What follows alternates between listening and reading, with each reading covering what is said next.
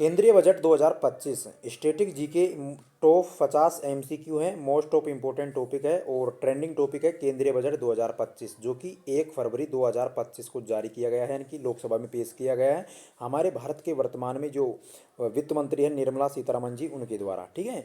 अब दोस्तों रेलवे की आप तैयारी कर रहे हो, चाहे रेलवे में किसी प्रकार की तैयारी कर रहे हो, साथ ही एसएससी की तैयारी कर रहे हो और ऑल इंडिया में वनडे एग्जाम्स की आप तैयारी कर रहे हैं मेरे प्यारे साथियों, ये वीडियो आपके लिए बहुत ही महत्वपूर्ण साबित हो सकती है क्योंकि दोस्तों इसमें केंद्रीय बजट 2025 से जितने भी क्वेश्चन बन रहे हैं वो हमने यहाँ पर कवर करवा दिए गए हैं, चाहे से दोस्तों यहाँ पर ऑब्जेक्टिव हो, यहाँ पर थ्योरेटिकल हो।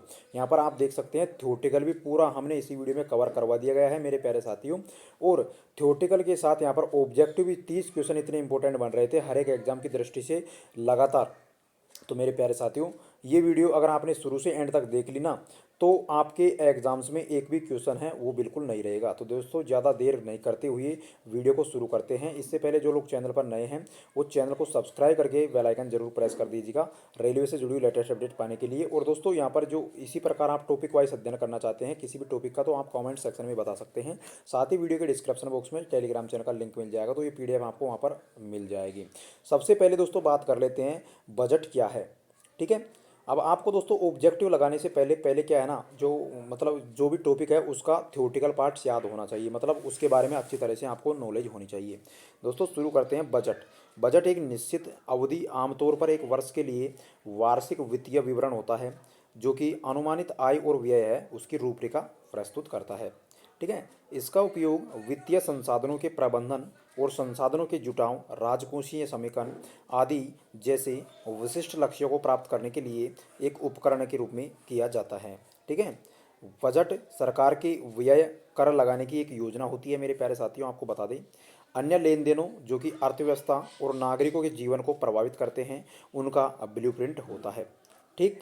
अब इसके साथ ही भारतीय संविधान में अनुच्छेद 112 है मेरे प्यारे साथियों, उसके अनुसार किसी विशिष्ट वित्तीय वर्ष में केंद्रीय बजट को वार्षिक वित्तीय विवरण यानी कि AFS कहा जाता है। अनुच्छेद कौन सा है? 112वां। ठीक। अब इसमें आपको बता दें मेरे प्यारे साथियों, अगला टॉपिक है बजट क्या है और बजट के कितने प्रकार होते हैं। अब मेरे प्यारे साथियों आपको बता दें कि बजट है वो 3 प्रकार की श्रेणियों में बांटा गया है। कौन कौन सा है? पहला है घाटे का बजट यानी कि डिफिक्स बजट। संतुलित बजट सेकंड नंबर पर है यानी कि बैलेंस्ड। अधिशेष बजट जो कि सरप्लस बजट। साथियों बात कर लेते हैं इनमें से संतुलित कौन सा है, अधिशेष कौन सा है और उसके साथ घाटे का कौन सा है। तो यहाँ पर आप देख सकते हैं पहला है संतुलित बजट, जैसे कि बैलेंस बजट बोलते हैं इंग्लिश में। यह एक सरकारी बजट को एक संतुलित बजट कहा जाता है यदि किसी दिए गए वित्तीय वर्ष में अनुमानित सरकारी व्यय अपेक्षित सरकारी प्राप्तियों के बराबर होता है।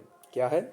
जो वित्तीय वर्ष है उसमें अनुमानित सरकारी जो व्यय है वो अपेक्षित सरकारी प्राप्तियों के बराबर होता है, ऐसा बजट होता है संतुलित। अधिशेष बजट की बात कर लेते हैं प्यारे साथियों। एक सरकारी बजट को अधिशेष बजट जब कहा जाता है यदि अपेक्षित सरकारी राजस्व किसी विशेष वित्तीय वर्ष में अनुमानित सरकारी व्यय से अधिक हो। ठीक। अब उसके बाद में दोस्तों तीसरा है घाटे का बजट। यदि अनुमानित सरकारी व्यय किसी दिए गए वित्तीय वर्ष में अपेक्षित सरकारी राजस्व से अधिक होता है तो बजट को घाटे का बजट माना जाता है। प्यारे साथियों इस वीडियो को शुरू से एंड तक आपने देख लिया होगा तो आपका एक भी क्वेश्चन है वो नहीं रहेगा, कोई सी भी एग्जाम्स में आप बैठ जाओ और कन्फ्यूजन भी आपका क्लियर हो जाएगा इसमें, क्योंकि थ्योरेटिकल पार्ट्स भी लिया गया है, ऑब्जेक्टिव क्वेश्चन भी लिए गए हैं। ठीक है। तो दोस्तों बजट से जुड़े हुए महत्वपूर्ण तथ्य यहाँ पर आप देख सकते हैं। अब यहाँ पर आपको बता दें दोस्तों वर्तमान में हमारे जो वित्त मंत्री हैं वो निर्मला सीतारमण जी हैं। ठीक है। लगातार 8 बार इन्होंने जो बजट है वो पेश कर दिया गया है और दोस्तों इनकी हमको कंप्लीट चर्चा भी बताएंगे, कंप्लीट अध्ययन बताएंगे इसके बारे में। तो वीडियो को एक लाइक कर देना, चैनल पर नए हैं तो सब्सक्राइब कर देना। अब वीडियो के डिस्क्रिप्शन बॉक्स में टेलीग्राम चैनल का लिंक मिल जाएगा, साथियों वहाँ से आप इस PDF को डाउनलोड भी कर सकते हैं। ठीक है। सब अब बात कर लेते हैं दोस्तों पहले टॉपिक के बारे में, यानी कि भारत में सबसे अधिक बार बजट पेश करने वाले वित्त मंत्री की बात करें तो दोस्तों ये क्वेश्चन बार बार पूछा जाता है, भारत में सबसे अधिक बार बजट पेश करने वाले वित्त मंत्री का नाम बताइए। ऑप्शन दे दिएगा दोस्तों, पहला मंत्री आपको दे दिएगा वित्त मंत्री मोरारजी देसाई, सेकंड निर्मला सीतारमण। अब दोस्तों यहाँ पर कन्फ्यूजन आपका होता है, हमको पता है। ठीक है। आप यहाँ पर निर्मला सीतारमण करके आओगे, लेकिन दोस्तों बात कर लेते हैं वित्त मंत्री हैं जो कि मोरारजी देसाई थे, उन्होंने 10 बार बजट पेश किया था। ठीक है। मोरारजी देसाई ने 2 बार 1964 और 1968 में अपने जन्मदिन के अवसर पर 29 फरवरी को बजट पेश किया था। ठीक है, 1973-74 के बजट को भारत का ब्लैक बजट कहा जाता है। मेरे प्यारे साथियों, आपको बता दें, यहाँ पर जो मोरारजी देसाई थे उन्होंने सबसे ज़्यादा यानी कि 10 बार बजट पेश किया है। और मोरारजी देसाई थे, इनने 1964 और 68 में अपने जन्म दिवस पर 29 फरवरी को ही बजट पेश किया गया था। आपसे पूछा जाएगा एग्जाम्स में कि मोरारजी देसाई ने 29 फरवरी को बजट कब पेश किया था, या तो ऐसे पूछ सकता है, ऑप्शन दे देगा 1964 और 68, या 1964 और 68 में अपने जन्म दिवस पर मोरारजी देसाई ने बजट को कौन सी तारीख को पेश किया था, तो वो तारीख आपको यहाँ पर याद रखनी है। ठीक है, अब दोस्तों इससे बहुत सारे क्वेश्चन बनेंगे, आप देख लेना टॉपिक वाइज। 1973 और 74 का जो बजट है दोस्तों, उसको भारत का ब्लैक बजट कहा जाता है। ये भी आपसे एग्जाम्स में पहले भी पूछ लिया है और ऐसे आगे भी पूछा जाएगा। अब आरपीएफ कांस्टेबल की जिनकी एग्जाम्स है साथियों, 2 मार्च से 20 मार्च के बीच में आपके एग्जाम्स हैं, उनके लिए तो ये वीडियो बहुत ही साबित होने वाली है इंपॉर्टेंट, क्योंकि दोस्तों इससे बाहर आपसे कहीं भी नहीं जाएगा, क्योंकि ये बजट है, इसमें बहुत सारा क्वेश्चन आपका क्लियर हो जाएगा। क्योंकि दोस्तों 1973 और 74 के दौरान बजट का जो घाटा था वो 550 करोड़ रुपए का था, इसलिए इसको ब्लैक बजट कहा जाता था। ठीक है, जो बजट का घाटा था 550 करोड़ का, ये भी आपसे पूछ लिया जाएगा क्वेश्चन में कि वर्ष 1973 और 74 है, उसमें जो बजट घाटा था वो 550 करोड़ का था, तो वह पूछ लिया जाएगा कि 1973-74 में बजट घाटा कितने करोड़ रुपए का था। ठीक है, और दोस्तों आर वेंकटरमण और प्रणब मुखर्जी भारत के ऐसे 2 वित्त मंत्री रहे थे जिन्होंने बाद में भारत के राष्ट्रपति के रूप में भी काम किया था। अब ये भी क्वेश्चन बहुत ही अच्छा है दोस्तों, यहाँ पर आप थ्योरेटिकल अगर पढ़ लोगे दोस्तों, और इसी प्रकार आप भी किसी टॉपिक का थ्योरेटिकल पढ़ना चाहते हैं तो वीडियो को लाइक कर देना, कमेंट में बता देना टॉपिक का नाम। ठीक है साथियों, यहाँ पर क्वेश्चन बनेगा आर वेंकटरमण ऐसे 2 राष्ट्रपतियों के नाम बताइयो, यानी कि ऐसे 2 राष्ट्रपति कौन कौन से हैं जिन्होंने मतलब वित्त मंत्री रह चुके हैं, 2 बार वित्त मंत्री रह चुके हैं। तो मेरे प्यारे साथियों, आपको बता दें कि आर वेंकटरमण और प्रणब मुखर्जी ऐसे 2 वित्त मंत्री रहे हैं जिन्होंने भारत में राष्ट्रपति के रूप में भी कार्य किया था। ठीक है, भारत में पहली बार कॉरपोरेट टैक्स की शुरुआत कब हुई थी, ये भी पूछा जाएगा। तो कॉरपोरेट टैक्स है उसकी शुरुआत की गई थी 1987 के बजट में। किसके द्वारा की गई थी मेरे प्यारे साथियों? राजीव गांधी जी के द्वारा। ठीक है, तो कॉरपोरेट टैक्स है वो 1987 में बजट राजीव गांधी के द्वारा पेश किया गया था। अब दोस्तों इससे इंपॉर्टेंट जुड़े हुए तथ्य हैं वो पढ़ देते हैं। अंतरिम बजट शब्द का प्रयोग पहली बार आर षटमुखम शेट्टी के द्वारा 1948 और 49 के अपने बजट भाषण के प्रयोग में किया गया था। ठीक है, अंतरिम बजट किसके साथ पहली बार किसके द्वारा किया गया था? आर षटमुखम शेट्टी है इसके द्वारा। दोस्तों भारत में 7 अप्रैल 1860 में ईस्ट इंडिया कंपनी के द्वारा ब्रिटिश क्राउन में अंतर्गत पहला बजट पेश किया गया था। अब दोस्तों ये भी क्वेश्चन बनने लायक है, अच्छा क्वेश्चन है। पहला बजट कब पेश किया था? तो यहाँ पर आप देख सकते हैं 7 अप्रैल 1860 को। ठीक, उसके बाद में दोस्तों दूसरा क्वेश्चन बनता है, भारत में बजट पेश करने वाले पहले वित्त मंत्री की बात की जाती है तो जेम्स विल्सन थे। साल 2000 तक शाम 5 बजे ही बजट पेश किया जाता था। ठीक है, यानी कि जो भारत में पहली बार बजट पेश करने वाले जो वित्त मंत्री थे वो जेम्स विल्सन। और साल 2000 की बात करें, 2000 तक शाम को 5 बजे ही बजट पेश किया गया जाता था। लेकिन वित्त मंत्री यशवंत सिन्हा, उन्होंने के बाद 2001 में अपना बजट पेश करने का समय में बदलाव कर इसे सुबह 11 बजे कर दिया गया था। ठीक है, ये भी आपसे क्वेश्चन पूछा जाएगा।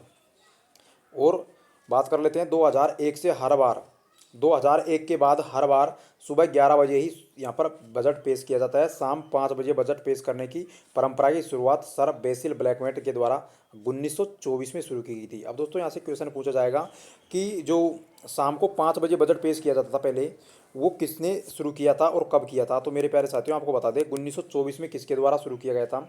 सर बेसिल ब्लैकमेट ने इसकी शुरुआत की थी। और दोस्तों इसको मतलब ख़त्म किसने किया था मेरे प्यारे साथियों? यहाँ पर भी इसका समय का बदलाव है, वित्त मंत्री यशवंत सिन्हा है, उन्होंने 2000 ईस्वी में यहाँ पर चेंज कर दिया था। ठीक है, उसके बाद बात कर लेते हैं अगला क्वेश्चन की।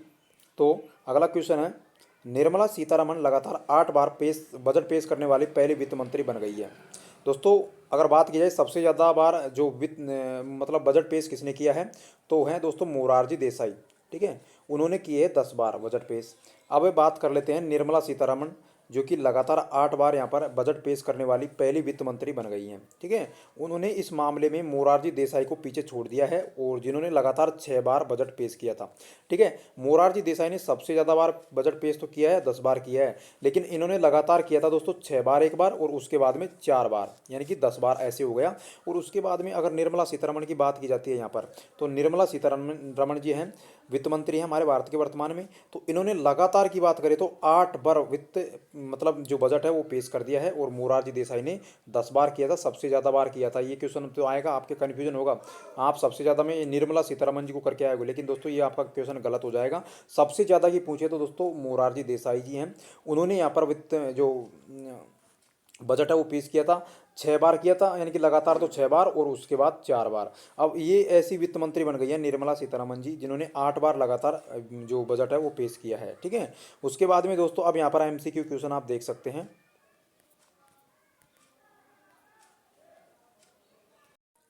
अब चलते हैं मेरे प्यारे साथियों ऑब्जेक्टिव क्वेश्चन की तरफ। पहला क्वेश्चन है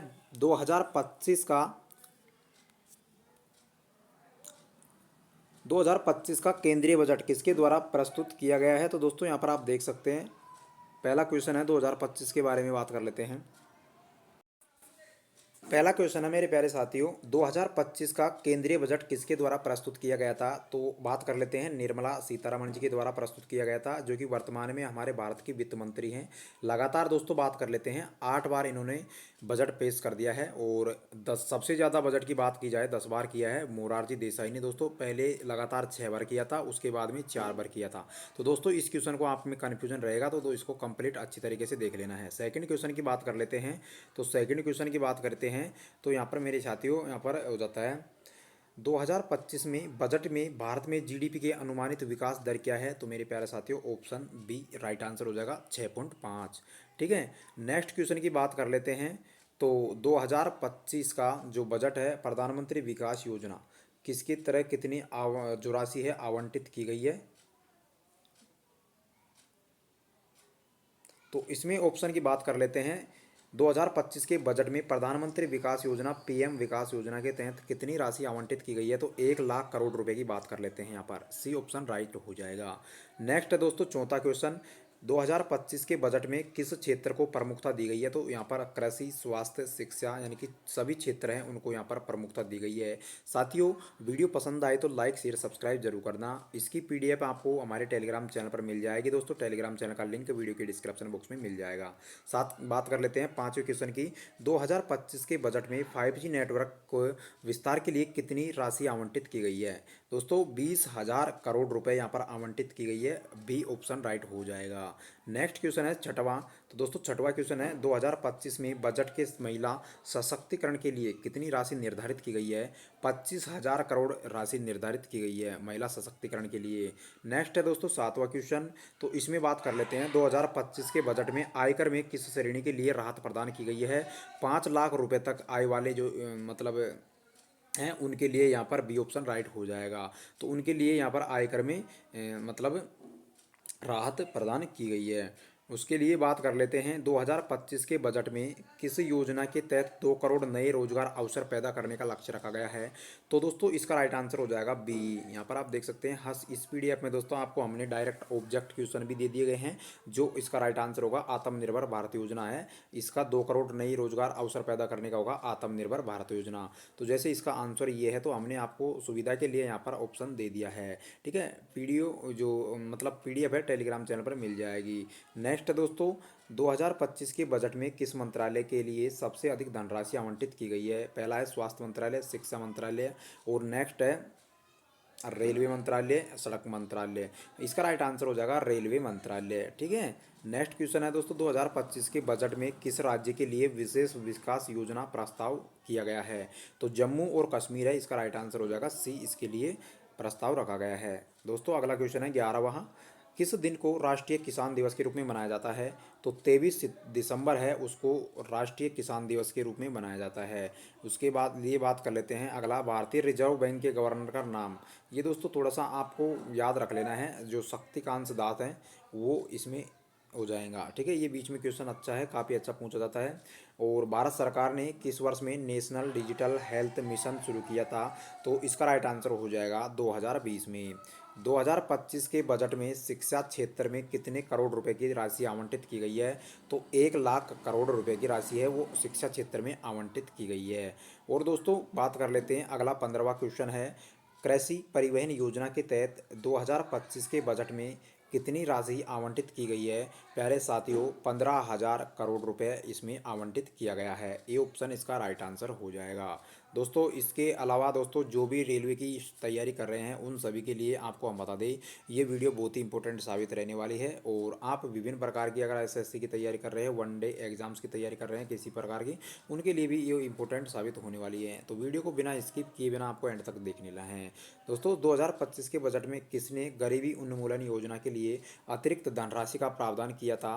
तो इसका राइट आंसर हो जाएगा वित्त मंत्री। ठीक है, इन्होंने किया था। नेक्स्ट है दोस्तों 17वां क्वेश्चन है, 2025 के बजट में स्वच्छ भारत मिशन के लिए कितनी राशि आवंटित करी गई थी? तो 10,000 करोड़ रुपए इसका राइट आंसर हो जाएगा सी। नेक्स्ट है दोस्तों, भारतीय रेलवे के आधुनिकीकरण के लिए 2025 में कितने करोड़ रुपए आवंटित किए हैं? तो इसका राइट आंसर हो जाएगा 25,000 करोड़ रुपए। ए ऑप्शन इसका राइट आंसर हो जाएगा। नेक्स्ट है दोस्तों, 2025 के बजट में किस योजना के तहत 20 लाख रोजगार अवसर प्रदान करने का लक्ष्य रखा गया है? तो इसका राइट आंसर हो जाएगा सी, यानी कि राष्ट्रीय ग्रामीण रोजगार योजना। ठीक है, उसके बाद में 20वां क्वेश्चन हो जाएगा, 2025 के बजट में किस मंत्रालय को सबसे अधिक धन आवंटित किया गया है? तो इसमें हो जाएगा ए ऑप्शन राइट हो जाएगा, जो कि रक्षा मंत्रालय है, वो सबसे अधिक रक्षा जो मतलब है धन आवंटित किया गया है 2025 के बजट में। नेक्स्ट है प्यारे साथियों, 2025 के बजट में कौन सा मंत्रालय मुख्य रूप से डिजिटल इंडिया योजना के लिए जिम्मेदार है? तो यहाँ पर सूचना और प्रसारण मंत्रालय हो जाएगा, दूरसंचार मंत्रालय हो जाएगा, विज्ञान और प्रौद्योगिकी मंत्रालय हो जाएगा, यानी कि ये सभी उपयुक्त है ना, ये सभी इसका राइट आंसर हो जाएंगे। नेक्स्ट है दोस्तों 22वां क्वेश्चन है, केंद्रीय बजट 2025 में 6G नेटवर्क के लिए कितनी राशि आवंटित की गई है? तो इसके लिए बात कर लेते हैं मेरे प्यारे साथियों, बी ऑप्शन इसका राइट आंसर हो जाएगा 15,000 करोड़ रुपए, जो कि केंद्रीय बजट है 2025 का, उसमें 6G नेटवर्क है उसके लिए राशि आवंटित करी गई है। अगला है 23वां क्वेश्चन है दोस्तों, भारतीय संविधान में संशोधन के लिए किसका प्रस्ताव था? वो है इसका राइट आंसर सी, संसद का। नेक्स्ट है दोस्तों, भारत का पहला 5G नेटवर्क किस शहर में लॉन्च किया गया है? ये क्वेश्चन थोड़ा सा इससे टॉपिक से अलग है। तो दोस्तों क्योंकि यहाँ पर ये 5G नेटवर्क है, ये क्यों रिलेटेड है? क्योंकि यहाँ पर 6G के लिए 6G नेटवर्क है दोस्तों, उसके लिए कितने हज़ार करोड़ का यहाँ पर जो बजट है, तो उसके रिलेटेड क्वेश्चन थोड़ा सा ये है। तो आपका इसका राइट आंसर हो जाएगा दिल्ली, इसका राइट आंसर हो जाएगा। अगला क्वेश्चन है दोस्तों, 2025 में नारी शक्ति वर्धन योजना के तहत महिलाओं को किस प्रकार की मदद प्रदान की जाएगी? शिक्षा, स्वास्थ्य, रोजगार, यानी कि सभी जो उपयुक्त लिखे गए हैं उनकी पर प्रदान किए जाएंगे। नेक्स्ट क्वेश्चन है साथियों, भारत सरकार ने 2025 में किस नई योजना का उद्घाटन किया था? तो इसका राइट आंसर हो जाएगा बी, आयुष्मान योजना, आयुष्मान भारत योजना है। ठीक है, नेक्स्ट है प्यारे साथियों अगला, इससे पहले जो लोग चैनल पर नए हैं दोस्तों, चैनल को सब्सक्राइब करके बेल आइकन प्रेस कर देना। साथ ही पीडीएफ आपको चाहिए तो इसी वीडियो के डिस्क्रिप्शन बॉक्स में आपको टेलीग्राम चैनल का लिंक मिल जाएगा, टेलीग्राम चैनल को सब्सक्राइब कर लेना। 1.5 के यहाँ पर सब्सक्राइब आपको देखने को मिल जाएगी टेलीग्राम चैनल पर। और दोस्तों ये वीडियो आपके लिए हर एक एग्जाम की दृष्टि से इंपॉर्टेंट साबित हो सकती है। वीडियो को लाइक कर देना और जिस टॉपिक को आप यहाँ पर ऐसे पढ़ना चाहते हैं उसको कमेंट सेक्शन में बता देना। 2025 में किस योजना के तहत गरीबों के लिए अतिरिक्त राशन देने का प्रस्ताव किया है? सी ऑप्शन राइट हो जाएगा, प्रधानमंत्री गरीब कल्याण योजना। ठीक है, नेक्स्ट है 28वां क्वेश्चन, भारतीय बजट 2025 में जल संरक्षण के लिए कितनी राशि आवंटित की गई है? दोस्तों बी ऑप्शन राइट हो जाएगा, 5,000 करोड़ जल संरक्षण के लिए। ये बहुत ही इंपॉर्टेंट क्वेश्चन साबित हो सकता है। दोस्तों भारतीय जो मतलब 2025 के बजट में मिड डे मील योजना के तहत कितने करोड़ रुपए आवंटित किए गए हैं? इसका राइट आंसर आपको दोस्तों ये हो जाएगा 2,000 करोड़। क्या हो जाएगा दोस्तों? 2,000 करोड़ रुपए मिड डे मील के लिए। नेक्स्ट है दोस्तों, यहाँ पर आप देख सकते हैं 2025 के बजट में डिजिटल भुगतान को बढ़ावा देने के लिए किस योजना का प्रस्ताव किया है? इसका राइट आंसर हो जाएगा कैशलेस इंडिया योजना। मेरे प्यारे साथियों ये 30 क्वेश्चन थे और थ्योरेटिकल का आपको यहाँ पर पूरा कंप्लीट करवा दिया गया है। जो लोग इस चैनल पर नए हैं तो दोस्तों एक बार चैनल को आप सब्सक्राइब कर देना, वीडियो को पसंद आए तो लाइक कर देना। साथ ही वीडियो के डिस्क्रिप्शन बॉक्स के नीचे आपको एक टेलीग्राम चैनल का लिंक मिल जाएगा, तो टेलीग्राम चैनल को भी आप सब्सक्राइब कर लेना। 1.5 के यहाँ पर सब्सक्राइब है टेलीग्राम चैनल पर, क्योंकि ये दोस्तों पीडीएफ आपको वहाँ पर देखने को मिलेगी और रेलवे के इंपॉर्टेंट जितने भी सारे नोटिस आते हैं वो आपको हमारे पीडीएफ टेलीग्राम चैनल पर देखने को मिल जाएंगे। मेरे प्यारे साथियों, आपको मैं बता दूं, रेलवे की जो तैयारी कर रहे हैं और टोटल फॉर्म के बारे में अगर आप देखना चाहते हैं तो उसके लिए भी अलग से हमने वीडियो डाल दी है, तो वहाँ पर आप देख सकते हैं।